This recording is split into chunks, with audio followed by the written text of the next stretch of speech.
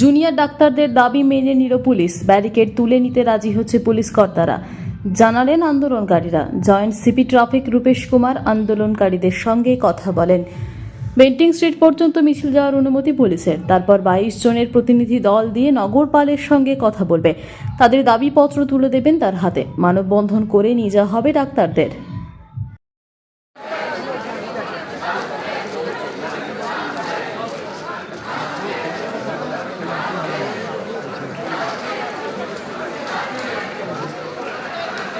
একটা মোবাইল পড়ে গেছে, প্রায় 22 ঘন্টা লেগে গেল।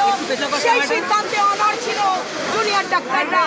তারা বলছে যে চা দিতে আসুন, জল দিতে আসুন, কোনোটাই আমাদের লাগবে না, আমাদের লাগবে আমরা যেটা চাইছি সেটা। এবং তারপর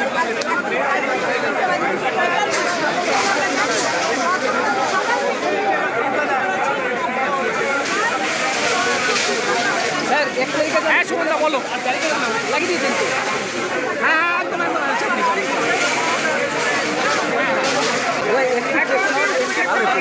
এবং আমি যে ছবিটা তুলে ধরছি